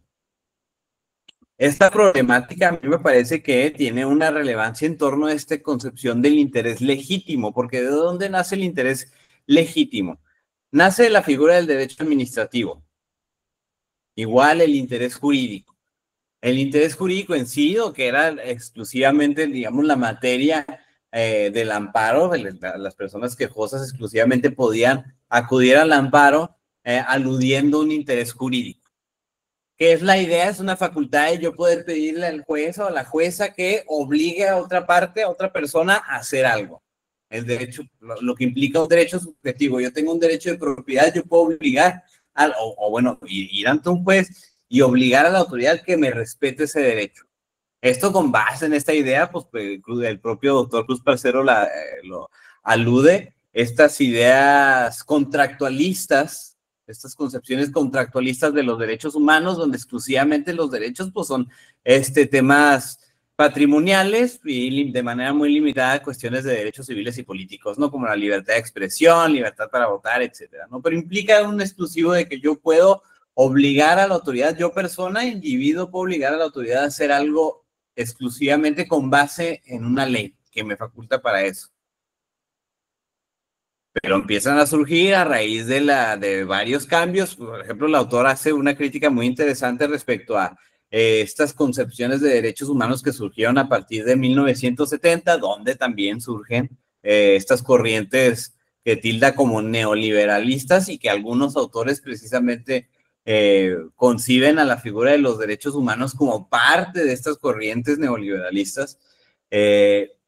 Pero que implementan esta idea de derechos humanos no solo como derechos contractuales, ¿no? Sino también como derechos programáticos.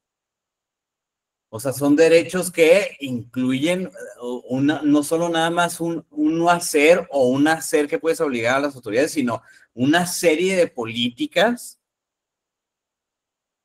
Por ejemplo, el tema del medio ambiente, el tema de ciertos derechos difusos, a veces usa la palabra propio autor, pero siento yo como que de una doctrina un poquito más crítica, pero donde ya el derecho ya no nada más se queda, o más bien los derechos no nada más se quedan en yo obligo a la autoridad a hacer algo y ya, ¿no? Sino el juez, o sea, no solo va a ser respetar un cierto límite, sino que el juez o la jueza tiene que ser más activa en el sentido de inducir a la autoridad a materializar esos derechos programáticos que muchas veces implica este tema de legislación positiva, o sea, legislas.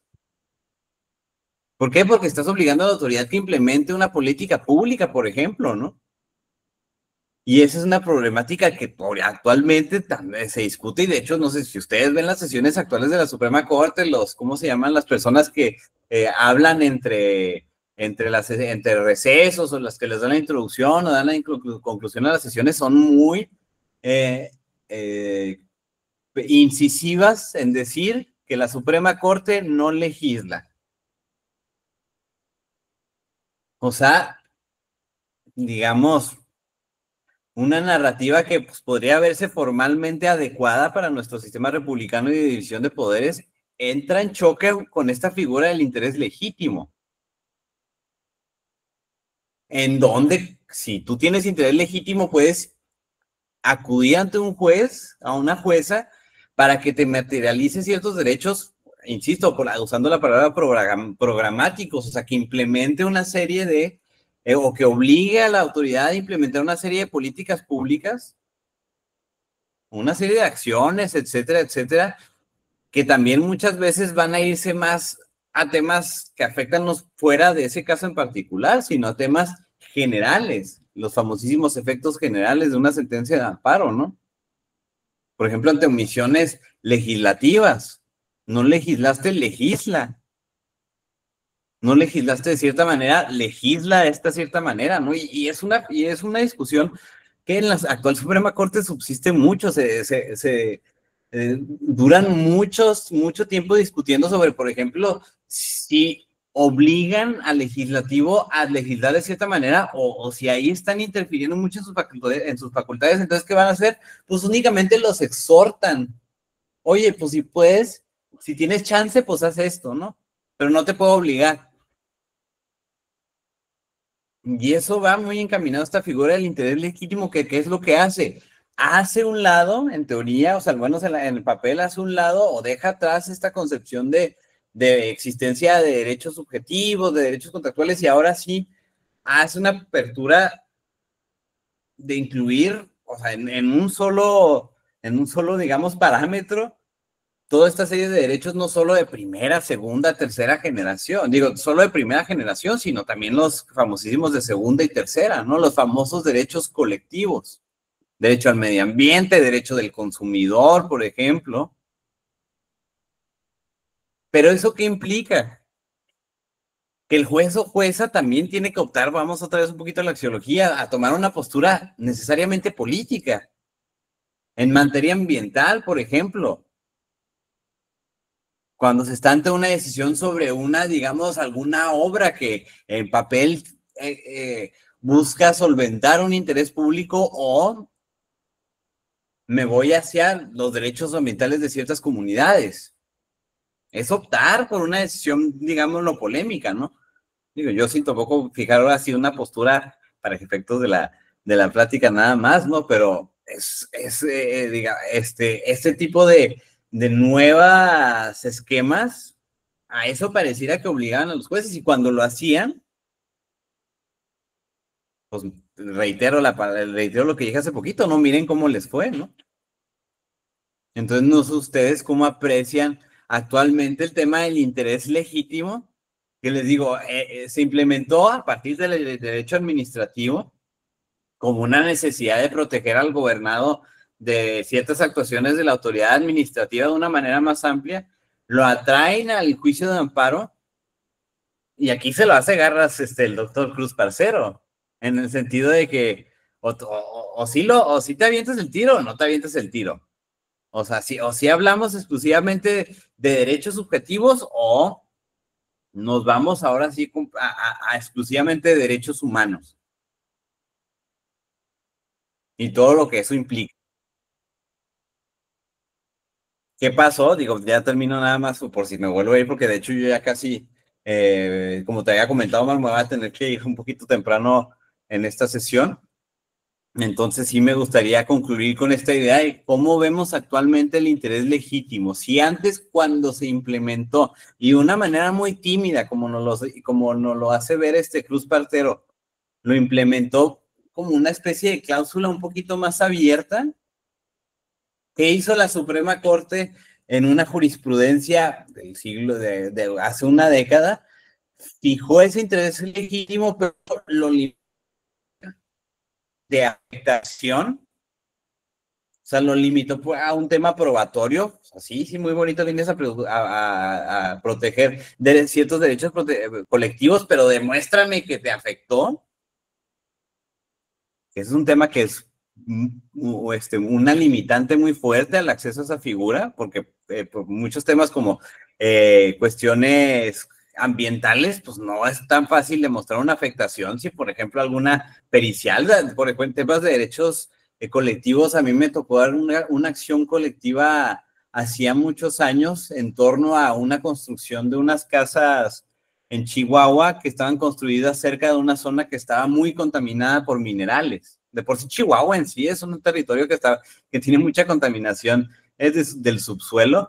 Ese lugar en particular tenía altos niveles de radiación, y las personas que no solo compraron una casa ahí, sino también rentaron o pues hasta invadieron, entre comillas, tuvieron una afectación muy fuerte. O sea, pues algunas personas tenían migrañas, se les cayeron los dientes, el pelo, por ejemplo.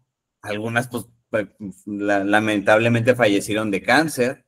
Pero tú, por ejemplo, para demostrar un interés legítimo, para demostrar que tu afectación en la salud fue por una irradiación que se daba en ciertos niveles en determinada zona territorial, y que tú estuviste residiendo en cierto lugar tanto tiempo, pues ¿cuánto cuesta? Pues muchísimo dinero, ¿no?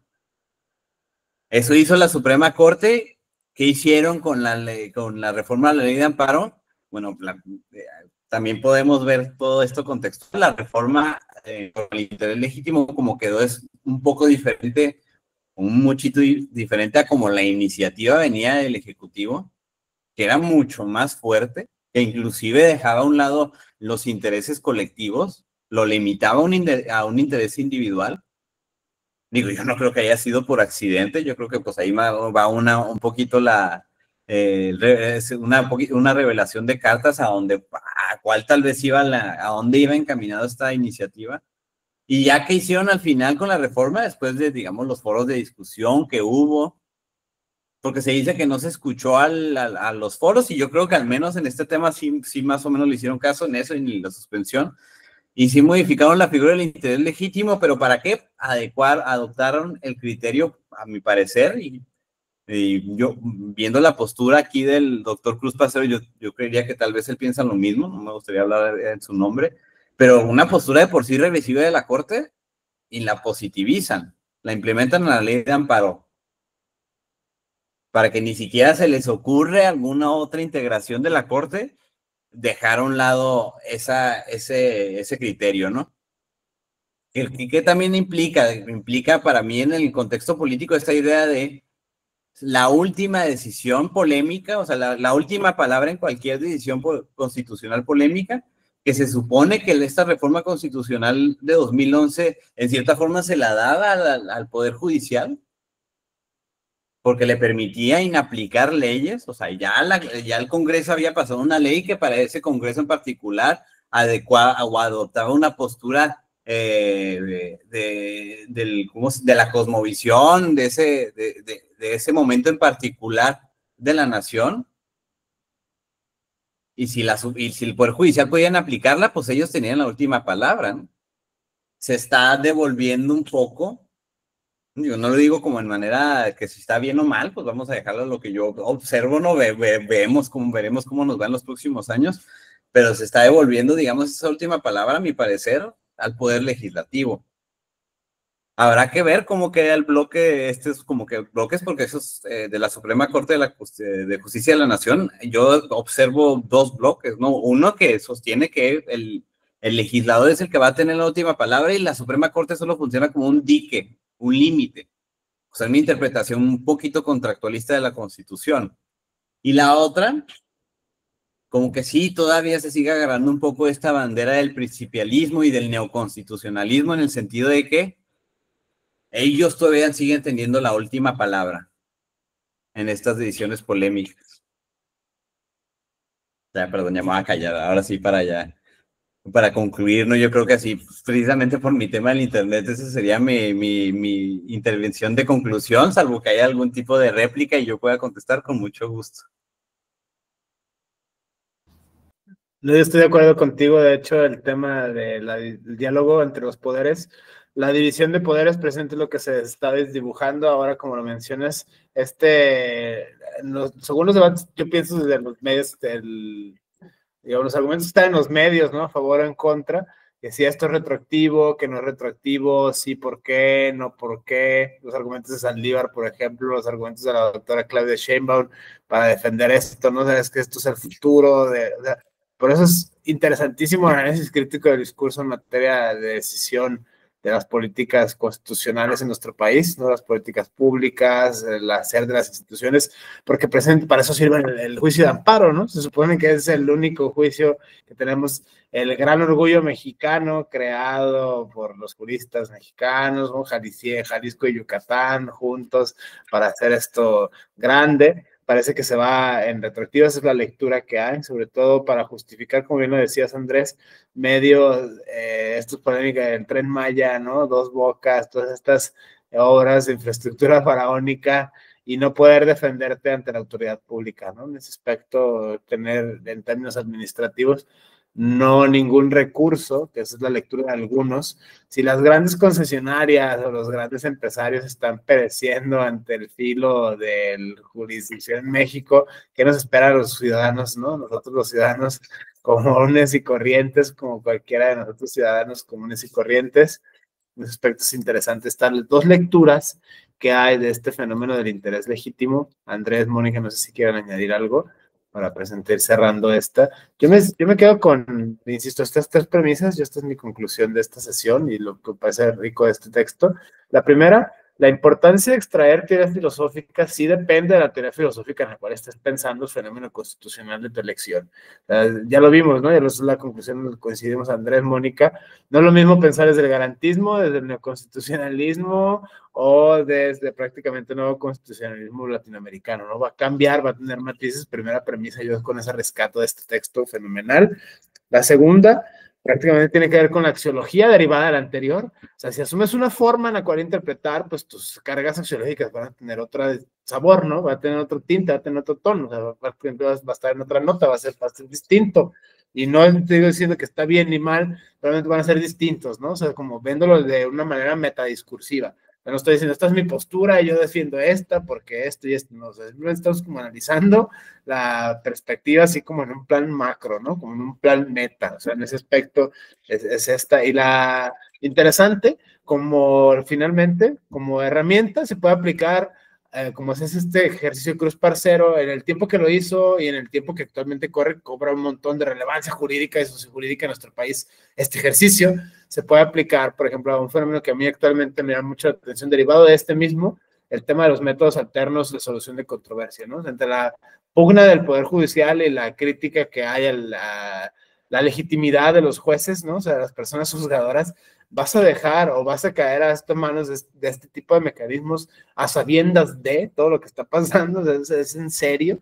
Yo creo que aplicar el criterio epistemológico y axiológico a una y a la otra, ¿no? O sea, una para ver los excesos y a otra para ver las áreas de oportunidad, o ver si no sé, no son parte de la misma moneda, eso ya lo dará la experiencia sociojurídica de nuestro país, pero creo que como herramienta nos permite pensar esto, ¿no? Yo con esas tres me quedo, con el análisis crítico del discurso de la filosofía, sí depende, y sí, claro que determina, la axiología derivada de esta, y la irrupción de posibles potenciales futuros en nuestro país derivada de las dos primeras, ¿no? O sea, depende de cómo se está, tú lo decías, Andrés, pareciera que la última palabra, ahora como está ya difuminado la distinción de poderes, pareciera que sí va más la esperanza de México al legislador que al ejecutivo o al judicial, ¿no? Recién tomado, ¿no? Recalientita la reforma judicial, la polémica que ha desencadenado esta organización de la Corte, esta nueva época, ¿no? Que incluso empieza de la nueva Suprema Corte, a favor o en contra, quién sabe, solo el tiempo lo dirá, pero bueno, no sé si tú quieras, Mónica, añadir algo a manera de conclusión. No, pues creo que estoy de acuerdo con lo que dicen y me quedo con sus conclusiones y seguir reflexionando también este tema, ¿no? En aras de esta nueva época judicial, supongo, sí.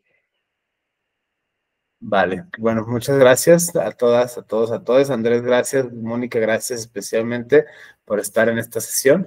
Y bueno, pues el tiempo histórico nos dará o no la razón en estos análisis, por eso la herramienta discursiva de análisis crítico del discurso. Próximo lunes, final sesión de este proyecto, Habilidades Filosóficas 2, el texto de laicidad, derechos humanos y sexualidad en América Latina, una mirada desde el Sistema Interamericano de Derechos Humanos de 2024. De la doctora Pauline Capdevielle, del Instituto de Investigaciones Jurídicas de la UNAM, esta perspectiva de la bioética feminista, muy, muy en boga en nuestros tiempos, a propósito precisamente de análisis crítico del discurso, a propósito perspectiva de género y a propósito de derechos humanos, ¿no? Con este otro enfoque. Si no tienen más nada que decir, les agradezco a todas, todos, a todos la paciencia, peculiarmente, insisto, a Andrés, Mónica, por el apoyo con esta disertación y bueno, muchísimas gracias. Seguimos en contacto. Buenas noches. Buenas noches, que tengan excelente lunes. Gracias, buenas noches. Hasta luego.